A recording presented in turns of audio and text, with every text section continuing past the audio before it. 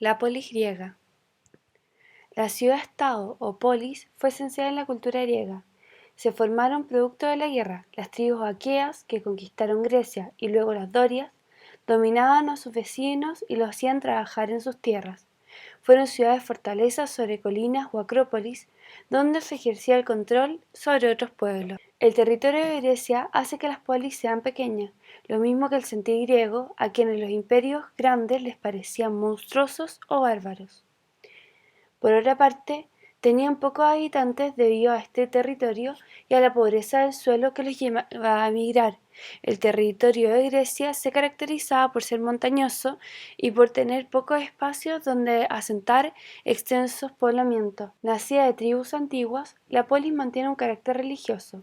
A no haber una casta sacerdotal, la religión se identificaba directamente con el Estado. Así, el respeto y culto a los dioses era cosa del Estado. Todo acto cívico estaba acompañado de una ceremonia religiosa. Toda polis tenía ciertos elementos. Estaba por una parte la Acrópolis o colina fortificada, donde estaban los principales establecimientos de poder. Por una parte estaban el ágora, donde se juntaban a conversar y comercial, era la plaza pública. También estaban los templos, donde se adoraban a los dioses, el teatro para la dramaturgia, el gimnasio para el deporte, al igual que el estadio para las competencias. También se reunía la asamblea política o eclesia y el consejo de ancianos tenía sesiones en el Bouleuterion. Algunas polis, si estaban cerca del mar, tenían puertos. Por otra parte estaba el área urbana. En torno a la Acrópolis se establecía una serie de poblamientos y finalmente el área con los cultivos, donde estaba toda la ganancia económica de la polis. Las polis eran centros independientes, eran centros en cuanto a lo económico, a lo político y a lo religioso, y mantenían su independencia. Por lo tanto, se puede hablar de que tenían una soberanía en cuanto a su independencia política, una autarquía en la independencia económica y una autonomía en la independencia de las leyes. Es decir, se regían a sí mismas en su propia política, se regían a sí mismos en el desarrollo económico y promulgaban sus propias leyes. Por otra parte, los religiosos se destacaban por tener un dios que era su patrón y el que cuidaba principalmente a toda la ciudad, a pesar de que los dioses eran compartidos en torno a todas las Hélades. También en cuanto a la política, se puede decir que todas las polis tuvieron un desarrollo según etapas parecido. Se comenzaba con una monarquía, luego la aristocracia, venía la plutocracia, la dictadura, la tiranía y finalmente se alcanzaba la democracia. Es la democracia el gran aporte a la ciudad moderna. Este nuevo principio da la responsabilidad al ciudadano libre en la vida cívica. En cuanto a la economía, se desarrollaba la agricultura con cultivos de clima mediterráneo como los cereales, la vid, el olivo, las frutas y la hortaliza.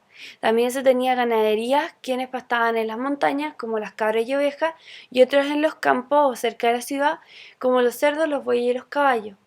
Por otra parte, se desarrolló la artesanía con cerámica, con vidrio y tejidos hechos en talleres, donde se ocupaba la mano de obra libre o esclava. Sin embargo, el comercio se destaca dentro de las polis. Las ciudades griegas lograron establecer redes comerciales en torno a todo el Mediterráneo, llegando en África a Egipto, en Asia a Fenicia y Mesopotamia, y en Europa al Mediterráneo occidental. Esto lo realizaron a través del comercio marítimo, pues muchas de ellas tomaron las embarcaciones fenicias y a partir de ellas realizaron redes comerciales. Al establecerse en territorios limitados con escasa población y al ser los cultivos de escasa riqueza como para poder mantener a una población más extensa, los griegos debieron emigrar. Se realizaron una serie de expansiones desde el año 750 a.C. por los 2 siglos siguientes. Emigraban a establecer nuevas colonias donde sentarse y crear nuevas polis. El establecimiento de la polis griega implicó la creación de centros de intercambio comercial y polos de expansión hacia otros lugares tanto a nivel político, con la colonización, como cultural y comercial. Sin la urbanización y el establecimiento de estas ciudades, no se habría podido dar la organización griega en torno al Mediterráneo, ni la existencia del comercio griego que llega incluso a utilizar la moneda.